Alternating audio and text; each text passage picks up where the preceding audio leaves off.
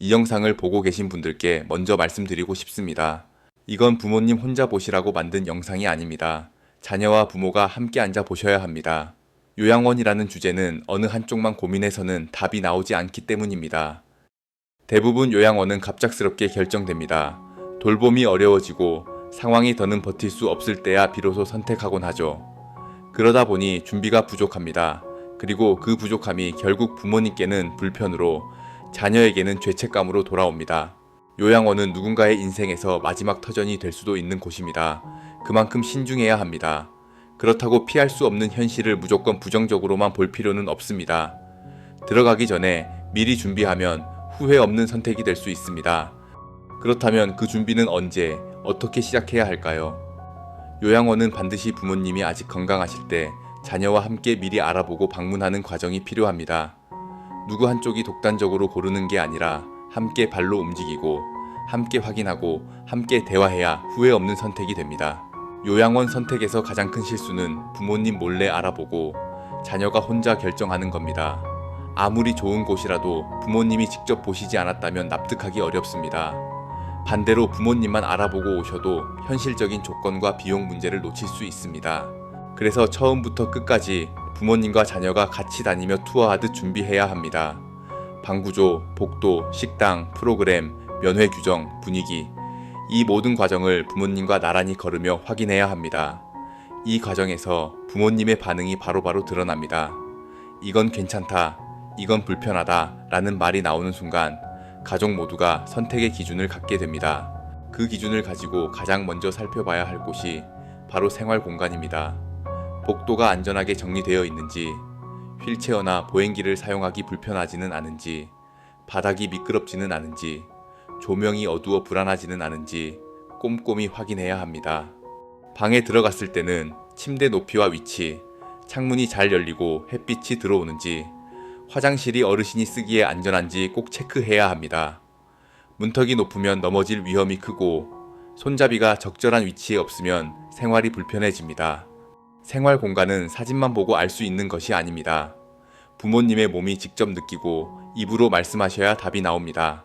그리고 이렇게 생활 공간을 꼼꼼히 살펴봤다면 이제는 하루를 지탱해줄 또 다른 핵심을 확인해야 합니다. 그 다음은 식사입니다. 요양원의 수준은 밥상에서 드러납니다. 식당을 반드시 확인하고 가능하다면 부모님과 함께 식사를 해보는 게 좋습니다. 음식이 따뜻하게 나오는지, 반찬이 균형 잡혀 있는지, 짠맛이나 기름기가 과하지는 않은지 살펴야 합니다. 노인의 건강은 식사에서 무너지는 경우가 많습니다. 고혈압이나 당뇨가 있는 부모님께 맞는 식단을 제공하는지도 꼭 물어보셔야 합니다. 식사의 질은 단순한 영양 문제를 넘어섭니다.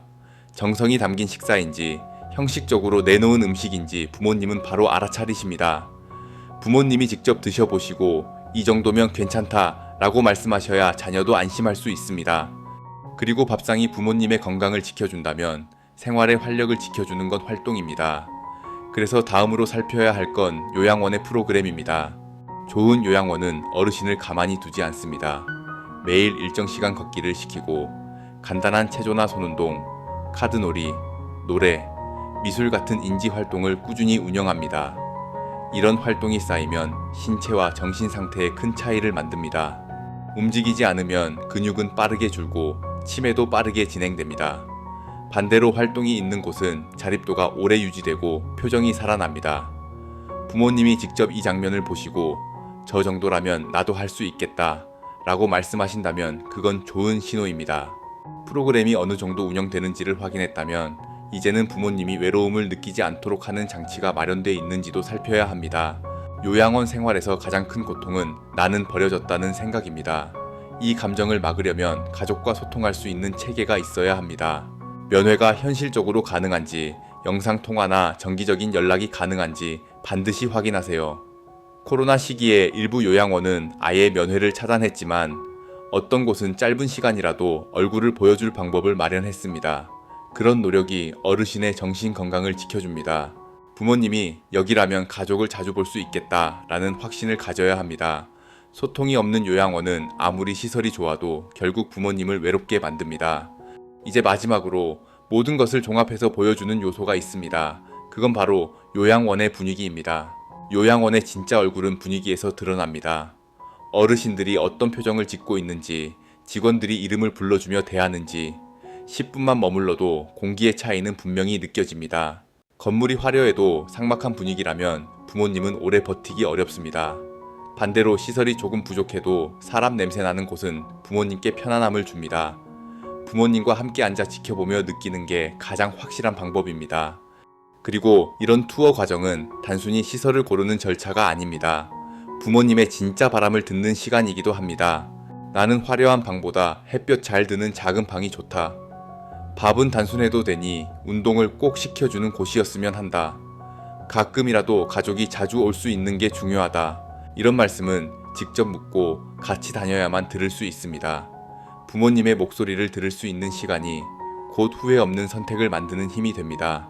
결국 요양원은 부모님과 자녀가 반드시 함께 알아보고 함께 다녀야 합니다.